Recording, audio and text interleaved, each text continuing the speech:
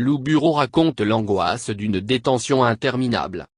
Le journaliste, qui reste mis en examen en Turquie pour appartenance à une organisation terroriste, raconte au Monde les 52 jours d'une détention qu'il qualifie d'absurde. En prison, il y a les livres que Lou Bureau pouvait lire et ceux qu'il rêvait d'avoir. Après 52 jours de détention absurde, le journaliste français a recouvré la liberté le 15 septembre et, avec elle, le droit de lire ce qui lui plaît.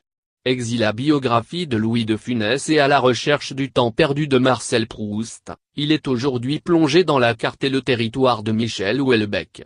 Attablé à la terrasse ensoleillée d'un café nantais, mardi 26 septembre, il revêt la même éternelle parka verte que l'écrivain français, et, selon ses proches, le même goût du sarcasme.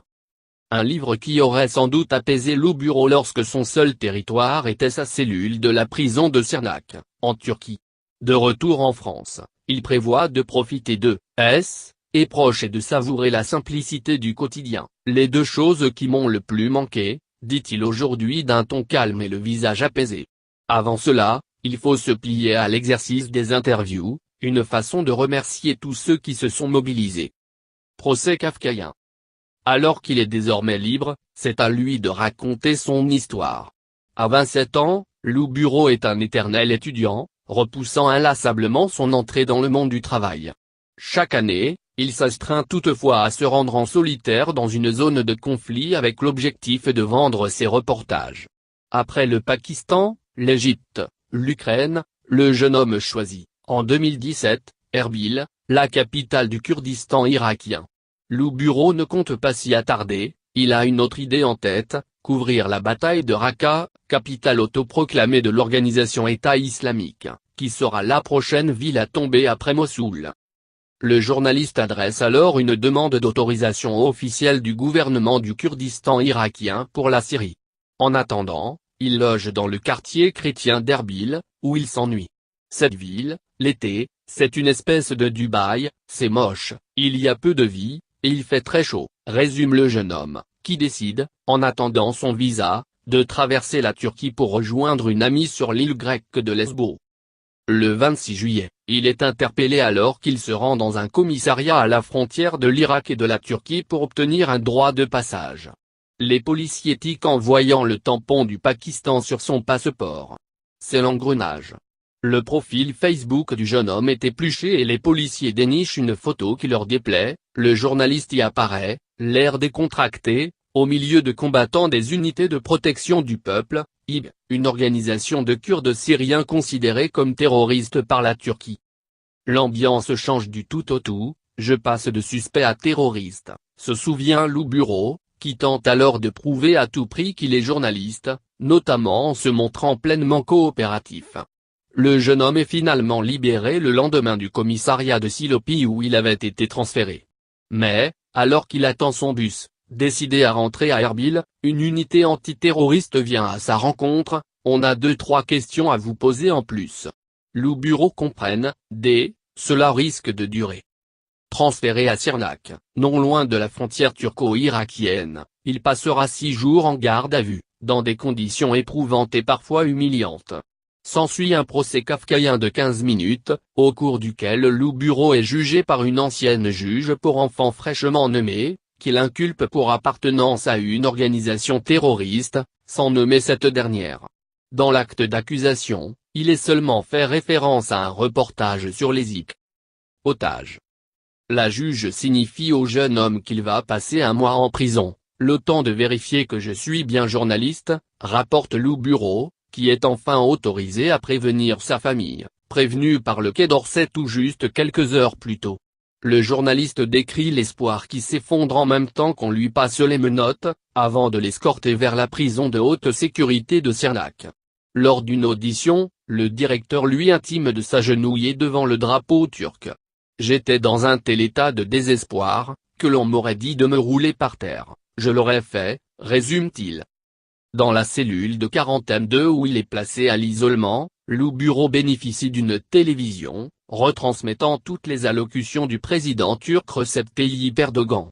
Le journaliste comprend alors comment se construit l'opinion publique, à grands coups de discours sur la guerre contre la terreur, celle de l'organisation État islamique, des IB, des Kurdes et du prédicateur Fethullah Gülen, dont le mouvement est décrit comme l'instigateur du coup d'État de juillet 2016. Alors qu'ils tuent le temps en regardant les informations auxquelles, ils, ne comprennent, rien, Lou Bureau constate, effaré, qu'il est présenté, lui aussi, comme un terroriste. Il prend alors la mesure du poids politique de son dossier. Les surveillants de la prison, les juges, les policiers. Personne ne croyait à ma culpabilité, assure le journaliste, selon qui sa détention témoigne d'une volonté de faire pression contre la France à travers, lui. Faisant l'analogie avec le statut d'otage, Lou Bureau se sent pris dans un jeu de pouvoir dans lequel les Turcs ont le dernier mot. Il apprendra ensuite qu'Emmanuel Macron a réclamé sa libération et, par son père, à qui il peut parler 10 minutes au téléphone toutes les 2 semaines, que la mobilisation s'organise en France. Malgré tout ça, je voyais que rien ne bougeait, c'était très dur, se remémore-t-il, décrivant l'angoisse d'une détention interminable. Chronique d'un prisonnier. Si, les premiers jours de sa détention, le jeune homme essaie de prévoir des activités, comme se doucher, laver ses vêtements, faire du sport ou encore regarder la télévision le soir, il perd, espoir au bout de 10 jours sans nouvelles de personne. À quoi bon faire des pompes si on est là pour 6 ans ? Résume le jeune homme, qui recevait une visite hebdomadaire de son avocat et entretenait quelques liens avec les gardiens. Le 11 août, une délégation française lui rend visite, apportant avec elle les lettres salvatrices de ses parents et de son ami. Des mots qu'il a relus des centaines de fois, dès que l'espoir le quittait. Pour ne pas entrer dans une logique d'abandon, Lou Bureau écrit alors ses chroniques de prisonnier, dans lesquelles il dépeint ses émotions et raconte le quotidien de la prison. Il y a aussi les fameux livres, apportés lors des rares visites du consul, qui lui permettent de sortir de la prison, et qu'il dévore en quelques jours. Sa situation va finalement se débloquer du jour au lendemain. Après 51 jours de détention, son avocat turc, jusqu'ici toujours très pessimiste, lui lance « J'ai plein de bonnes nouvelles pour toi ». Le lendemain, vendredi 15 septembre, Lou Bureau passe à nouveau devant un tribunal où il comprend seulement le mot liberté en turc. Habitué aux douches froides, il préfère toutefois ne pas y croire tant qu'il n'est pas dans l'avion. Lire aussi, Turquie, le journaliste français Lou Bureau libéré. La vie commence. Lorsqu'il pose le pied dans l'appareil, après 2 jours d'attente teintés d'angoisse, il raconte le soulagement énorme et les larmes qui, lui, montent aux yeux. À l'arrivée, en France, où l'attendent une quinzaine de proches, on se dit que la vie commence, souffle Lou Bureau. Comment reprendre le cours de sa vie? Passer les détails prosaïques, comme racheter un téléphone et passer sa soutenance, se pose des questions plus intimes, sur le sens à donner au métier de reporter qu'il a choisi d'exercer. Je ne veux plus infliger cela à mes proches. On oublie souvent, quand on part en reportage, que l'on ne part pas seul. Il y a toujours des gens qui nous attendent, qui nous aiment, confie le jeune homme, qui prévoit de poser à Paris quelque temps. Et laisser loin derrière lui la Turquie.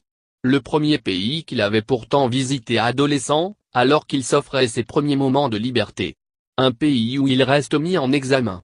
À ce stade, la justice turque a 2 options, refermer son dossier sur un non-lieu ou décider de le poursuivre pour terrorisme.